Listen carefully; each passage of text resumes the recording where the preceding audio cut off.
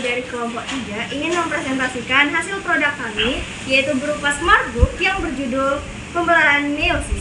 Nah, sebelum kami mempresentasikan isi dari smart book ini, izinkan kami memperkenalkan diri terlebih dahulu ya. Dimulai dari saya sebagai moderator. Perkenalkan, nama saya Laura Artali Sinomora. Nama saya Fahida Setia. Nama saya Dinarba Bintang. Nama saya Monika Indriani Borulimbang. Nama saya Joyce Togil. Nama saya Rajwa Raihana. Nama saya Syakila Nelubis. Nama saya Medina Latiful. Nama saya Clara Pardede. Nama saya Ain Ulfa. Nah, itu tadi perkenalan singkat dari kami. Nah, selanjutnya di buku ini teman-teman akan lihat di bagian halaman pertama. Selanjutnya di halaman kedua itu ada pengertian dari meiosis. Nah, teman-teman mau tahu nggak sih apa itu pengertian dari meiosis? Nah, pengertian dari meiosis ini akan dijelaskan oleh Clara. Kepada Clara, saya persilahkan. Baik, terima kasih Laura. Nah, di sini kita akan membahas tentang pengertian meiosis. Nah, meiosis itu apa sih? Nah, meiosis itu merupakan pembelahan sel yang menghasilkan sel anakan dengan jumlah kromosom setengah dari sel induknya. Nah, meiosis ini terjadi pada sel kelamin yaitu sel gamet. Nah, sel gamet ini juga ada dua, yaitu sel sperma pada laki-laki, lalu yang kedua ada sel telur pada perempuan. Nah, selanjutnya kita akan membahas dari pembelahan meiosis 1 dan meiosis 2 yang akan dijelaskan oleh Ayang Ulfa. Kepada Ayang Ulfa, saya persilahkan. Baik, terima kasih Lula. Jadi di sini ada perbedaan meiosis 1 dan meiosis 2. Nah, di meiosis 1 ini terjadi penggandaan materi genetik pada interfase. Sedangkan di meiosis 2 tidak terjadi penggandaan materi genetik pada interfase 2 atau interkinesis. Lalu, sel induk diploid, sedangkan di meiosis 1 itu sel induknya haploid dengan sepasang kromosom. Lalu di meiosis 1 terjadi reduksi haploidi dan di meiosis 2 itu tidak terjadi reduksi. Lalu di meiosis 1 dua sel anakan haploid dengan sepasang kromatid, sedangkan di meiosis 2 empat sel anakan haploid dengan satu kromatid. Nah, sebelum kita masuk ke menjelaskan lebih detail lagi tentang tahapan-tahapan yang terjadi pada pembelahan meiosis, kami akan menjelaskan sedikit tentang organel-organel sel yang akan dijelaskan oleh teman saya Monika. Kepada Monika, saya persilakan. Baik, terima kasih Laura. Saya ambil alih. Seperti yang dijelaskan Laura tadi bahwa kita akan membahas organel-organel sel. Nah, organel-organel sel itu kan banyak. Jadi saya akan membahas beberapa organel-organel sel. Nah, yang pertama itu ada ribosom. Nah, ribosom itu sendiri berfungsi sebagai sintetis protein. Lalu ada lisosom. Lisosom itu seperti yang kita lihat di sini berfungsi sebagai pencernaan intraseluler. Lalu yang ketiga ada nukleus. Nah, nukleus itu bisa disebut juga dengan inti sel. Nah, fungsinya itu mengatur seluruh kegiatan sel. Lalu ada yang keempat, membran plasma. Nah, membran plasma ini berfungsi sebagai mengatur keluar masuknya bahan-bahan ke dalam sel dan keluarnya zat-zat dari dalam sel. Lalu ada yang kelima, retikulum endoplasma kasar.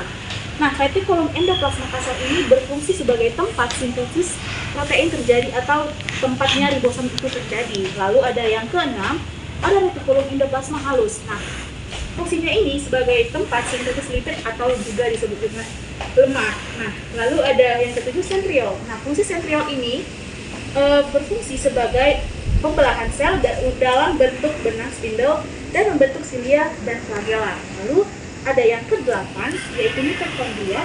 Fungsinya itu sebagai respirasi seluler untuk menghasilkan ATP. Lalu yang terakhir ada peroksisom. Nah, fungsi peroksisom ini untuk menurunkan oksigen dalam sel. Nah, biar lebih jelasnya lagi, kami di sini akan memberikan gambaran bagaimana organel-organel sel. Nah, bisa di teman-teman lihat bahwa di sini sudah saya sebutkan tadi fungsi-fungsinya. Saya kembalikan lagi kepada moderator. Nah, itu dia beberapa fungsi dari organel-organel sel. Setelah membahas beberapa fungsi dari organel-organel sel, selanjutnya kami akan membahas tahapan-tahapan yang terjadi pada pembelahan meiosis. Nah, yang pertama itu ada tahap interfase yang akan dijelaskan lebih detail lagi oleh teman saya Syakila. Kepada Syakila, saya persilahkan. Baik, terima kasih Laura. Di sini saya akan menjelaskan fase interfase, yaitu fase pertama dalam tahapan meiosis. Nah, pada fase interfase terbagi menjadi 3 tahapan, yaitu tahap G1, S, dan juga G2. Pada fase interfase, materi genetik masih dalam bentuk-bentuk benang kromatid. Dan yang kedua, membran inti dan juga nukleolus masih terlihat jelas, Ini ketiga, pada sel hewan, sentrosom sudah terduplikasi. Nah, masuk pada fase G1. Pada fase G1 ini disebut juga dengan fase pertumbuhan dan perkembangan sel. Hal ini ditandai dengan berkembangnya berkembangnya sentriol, organel sel, dan juga bahan-bahan sintesis yang akan digunakan ke fase selanjutnya, yaitu fase S. Nah, pada fase S ini disebut juga dengan fase replikasi atau tempat terduplikasinya DNA. Nah, pada fase ini materi genetik akan diturunkan kepada sel anak sehingga nanti akan menghasilkan 2 salinan DNA. Nah, yang ketiga ada fase G2. Nah, pada fase G2 ini replikasi DNA tersebut telah selesai dan akan masuk kepada peningkatan sintesis protein yang akan menjadi persiapan akhir sel tersebut sebelum melakukan pembelahan. Terima kasih. Nah, itu dia tahap interfase. Selanjutnya kami akan membahas tahap meiosis pertama yang akan dijelaskan oleh teman saya Joy dan Rajwa. Baik, kita masuk ke tahap meiosis pertama, yaitu yang pertama ada profase 1 yang terbagi menjadi 5 bagian. Yang pertama ada leptoten, yaitu kondensasi benang-benang kromatin menjadi kromosom. Yang kedua ada zigoten, terbagi menjadi 2 bagian. Yang pertama ada kromosom saling berpasangan dengan kromosom homolognya membentuk sinapsis. Yang kedua, terdapat 23 pasang kromosom homolog atau 46 kromosom dengan 92 lahan kromatin. Yang ketiga ada zigoten, terbagi menjadi 2 bagian. Yang pertama ada sinapsis telah selesai sehingga terbentuk tetrat atau bivalen atau pasangan kromosom homolog. Yang kedua ada terjadi proses crossing over atau pindah silang atau pertukaran gen antara non-sister kromatin. Yang keempat ada diploten, terbagi menjadi 2 bagian. Yang pertama ada sinapsis mulai meregang, yang kedua kiasma mulai tampak. Yang kelima ada diakinesis, terbagi menjadi 6 bagian. Yang pertama kondensasi benang-benang spindle telah benar-benar selesai. Yang kedua tetrat kelihatan paling jelas. Yang ketiga nukleolus menghilang. Yang keempat membran inti mulai menghilang. Yang kelima terbentuk kinetekor. Yang keenam terbentuk benang-benang spindle seiring dengan sentrosom menuju masing-masing kutub sel. Kita masuk ke tahap metafase pertama, yaitu pasangan kromosom homolog atau tetrat akan berjajar di bidang ekuator atau lempeng metafase. Nah, selanjutnya kita memasuki tahapan yang selanjutnya, anafase 1. Di anafase 1, masing-masing pasangan kromosom homolog tertarik ke kutub yang berlawanan dan terjadi reduksi jumlah atau set kromosom. Selanjutnya, tahapan yang terakhir yaitu telofase 1. Nah, di telofase 1 ini, kromosom kembali menjadi benang-benang kromatin, membran inti terbentuk lagi, nukleolus mulai terlihat, dan telofase diikuti dengan sitokinesis. Nah, itu dia penjelasan singkat dari pembelahan meiosis 1. Nah, untuk lebih jelasnya teman-teman bisa lihat ya. Ini gambarnya. Gambar mulai dari tahap-tahap interfase, profase 1, metafase 1, anafase 1, telofase 1, dan yang terakhir sitokinesis. Nah, selanjutnya kita akan membahas ke meiosis 2 yang akan dijelaskan lebih detail lagi oleh teman saya Faya dan Nina. Kepada teman saya Faya, dipersilakan. Baik, terima kasih Laura. Nah, seperti yang tadi udah kita ketahui, tahapan meiosis itu kan terbagi 2. Ada meiosis 1 dan meiosis 2. Nah, meiosis 2 ini merupakan lanjutan dari pembelahan sel yang pertama yang akan dilakukan oleh 2 hasil sel anakan dari meiosis 1. Nah, pada meiosis 2 ini, tahapannya itu sama dengan mitosis, dimulai dari profase 2.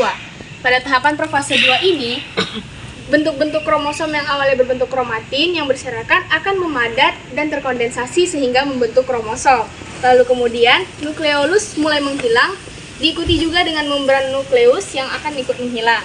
Kemudian sentrosom terduplikasi menjadi 2 dan berpindah ke arah kutub yang berlawanan.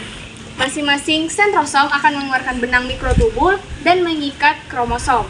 Nah, jadi benang-benang mikrotubul ini akan menempel pada permukaan kromosom yang disebut dengan kinetokor. Nah, lalu berlanjut ke tahap yang kedua yaitu metafase 2.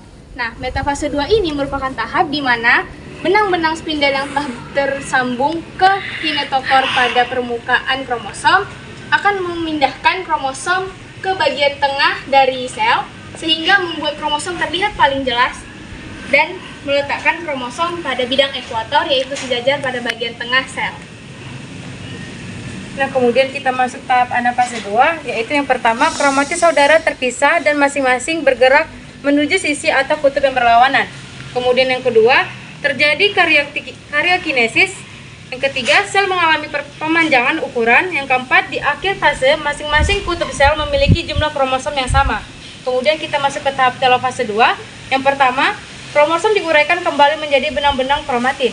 Yang kedua, membran inti mulai terbentuk kembali. Yang ketiga, nukleus mulai terlihat. Yang keempat, di akhir telofase mulai terbentuk lakukan pembelahan pada membran plasma di tengah-tengah sel, diikuti dengan sitokinesis. Ini penjelasan singkat dari pembelahan meiosis kedua. Nah, saya akan menampilkan sedikit gambaran dari pembelahan meiosis yang kedua. Ini dia. Bisa dilihat ya.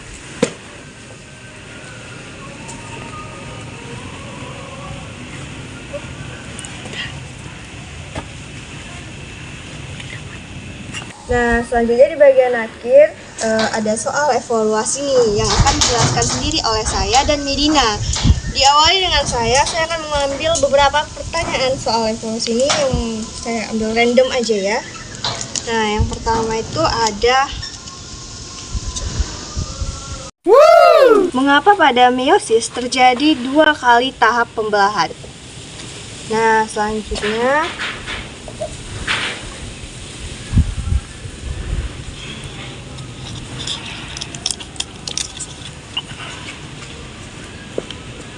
apakah yang terjadi jika kekurangan kromosom? Dan yang selanjutnya,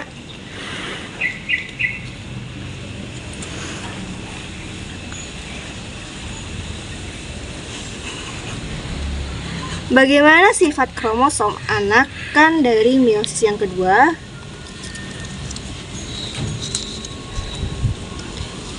Pertanyaan selanjutnya akan dijelaskan oleh teman saya Medina. Kepada Medina dipersilahkan.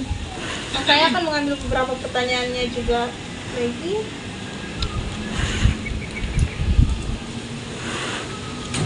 Nah, di sini pertanyaannya dilampirkan bahwasannya apakah tujuan adanya pembelahan dari meiosis?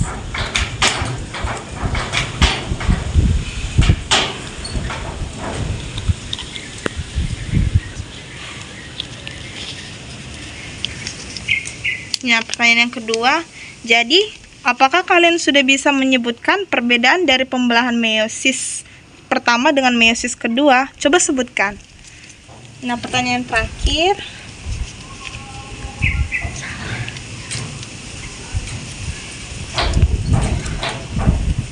Apa sajakah ciri-ciri dari pembelahan meiosis itu sendiri? Nah, jadi bagi teman-teman kami yang nanti tahu jawabannya bisa dijawab di kolom komentar ya. Terima kasih. Nah, demikian hasil dari presentasi Smartbook kami. Nah, untuk teman-teman yang tertarik pada Smartbook ini bisa dibaca-baca ya. Terima kasih. Bye.